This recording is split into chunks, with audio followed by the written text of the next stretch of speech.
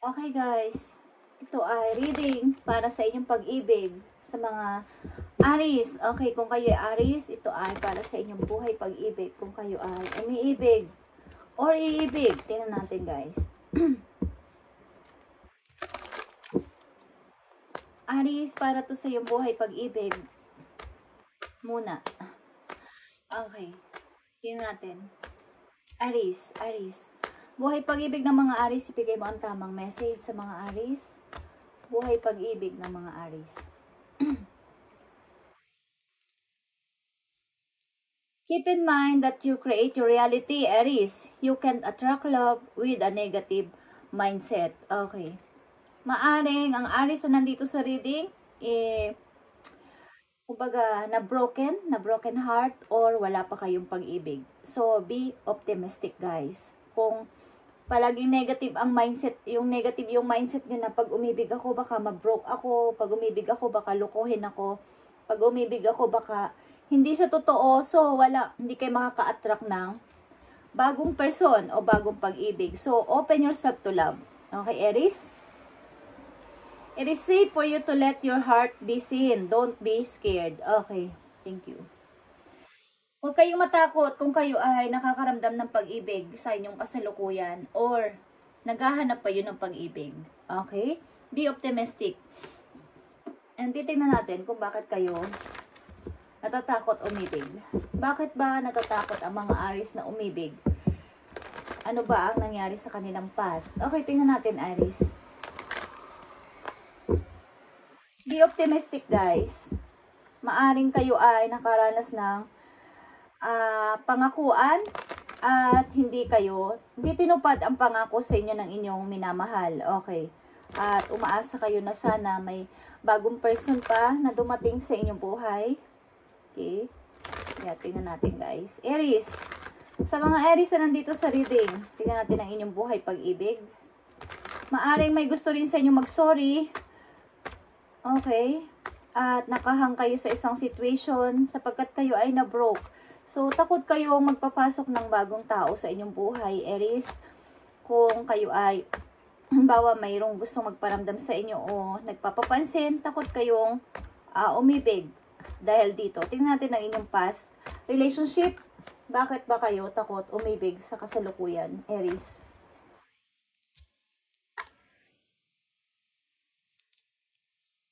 Okay.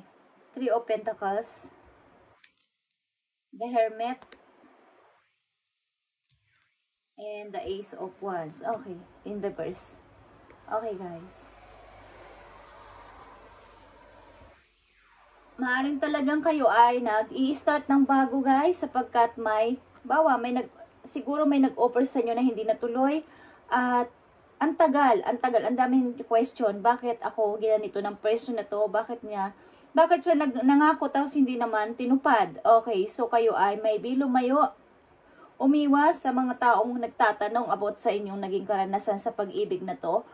At maybe mga bagong tao na mga ini-entertain nyo kaysa sa mga old person, old na mga kakilala nyo, old na mga kaibigan. Okay.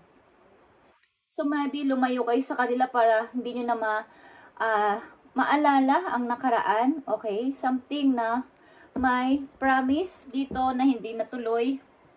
Kaya kayo takot umibig. Okay. So, be optimistic, Aries. Be optimistic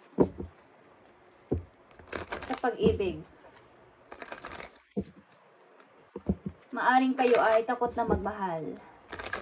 Tingnan natin ang sasabihin sa inyo dito sa inyong message na be optimistic.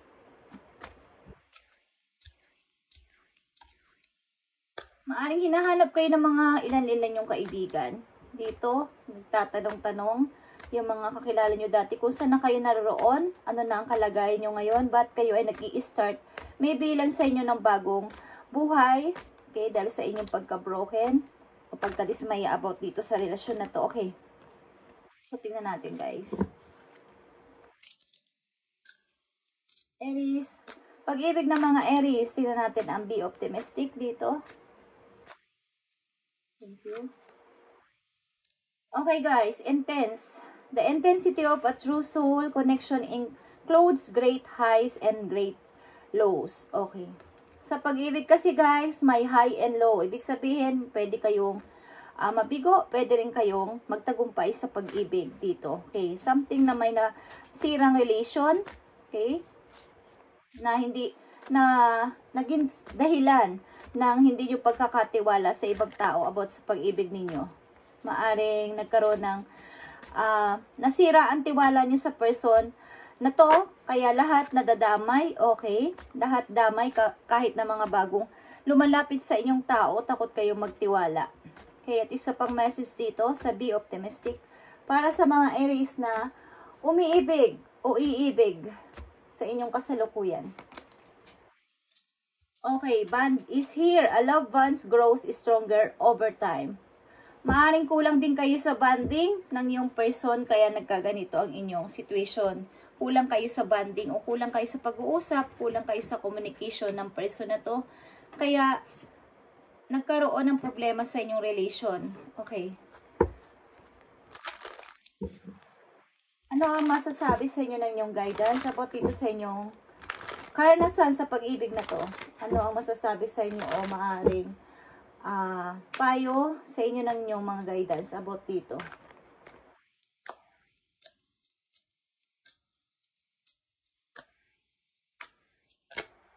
Ano ang magiging payo sa inyo ng inyong mga guidance?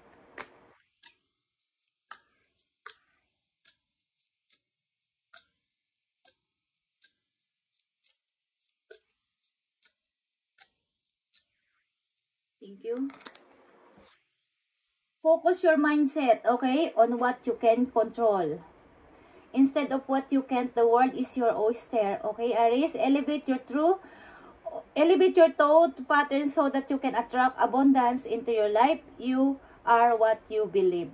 Okay, ibig sabihin nito, yung mindset niyo is parang, kumbaga, mag-focus kayo kung ano ang nasa isip niyo sa ngayon, kung ito ay about sa prosperity niyo, sa stability niyo, sa inyong abundance, sa inyong money, o sa inyong pagkakakitaan, sa pag-unlad, doon kayo mag-focus.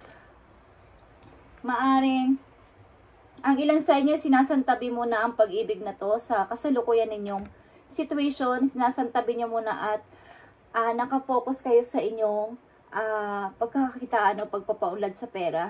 Okay.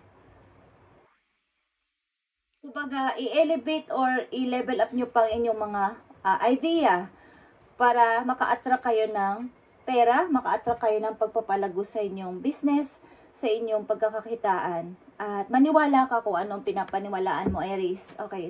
Something na ang ilan sa inyo nandito sa reading is naglalaylo muna sa pag-ibig at ayaw mo nang mag-entertain ng person. Okay? Ng bagong pag-ibig, I mean.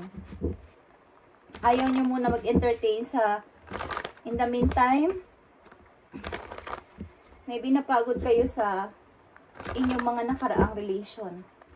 Tingnan natin ang outcome dito about sa inyong pag-ibig. Outcome sa inyong paparating na pag-ibig. Okay? Tingnan natin guys, ang outcome dito sa inyong paparating na pag-ibig.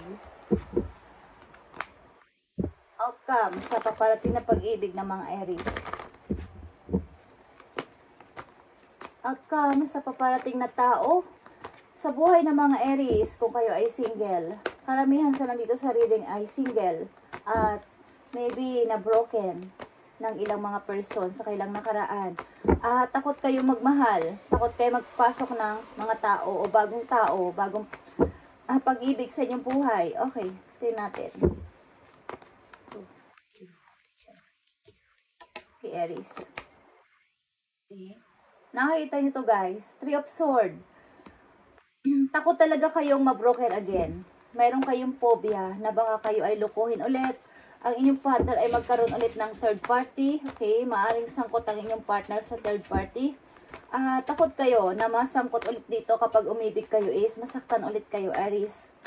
4. Yeah.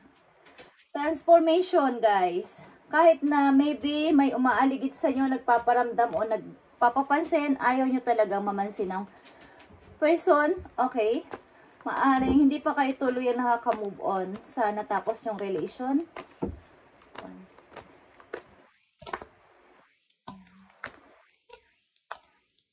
reading natin, guys. Okay. Strength is here, guys. Okay. Power. Ito ay Scorpio, Leo, and Aquarius. Nandito mga energy. Air sign, fire sign, at saka water sign. Okay. Maaring nakapokus kayo sa inyong money sa ngayon. At itong mga gusto nyo siguro kapag iibig kayo sa inyong future is yung kaya kayong ipaglaban any na situation. Kaya kayong ipaglaban at ipagtanggol. Kayang humarap ng person na to sa mga bibigat na suliranin. Okay? Maaring mamimit nyo ang person sa fire energy and yung parang horse. Okay, horse. Something horse na pinanganak siya ng horse. Year of the horse. Yun ang ibig ko sabihin, year of the horse. Okay. Maaring makakamit kayo ng ganong person. Okay. Mamimit nyo ang person na yun. Gusto niya yung person na hindi kayo iiwan. Any situation na mahirap at kaya kayong ipaglaban. Okay. Maaring gusto niyo yung matapang na person na kaya kayong ipagtanggol any situation, any obstacle, any challenges. Okay. Tingnan natin ang last message for you, Aries, sa inyong pag-ibig. Para sa pag-ibig ng mga Aries, tingnan natin. Para sa pag-ibig ng mga Aries, para sa pag-ibig ng mga Aries, sa kanilang near future, ipakita mo ang kanilang mensahe sa mga Aries na iibig o may paparating na pag-ibig sa kanila. 4.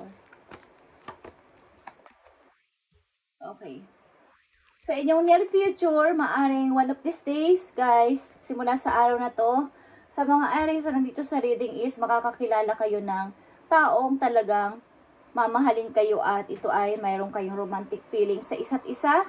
Okay, ang inyong feelings sa isa't isa ay real. Okay, real ito at ito ay makatotohanan. At maaaring ang person na to ay malambing. Okay, malambing sa inyo ang person na to.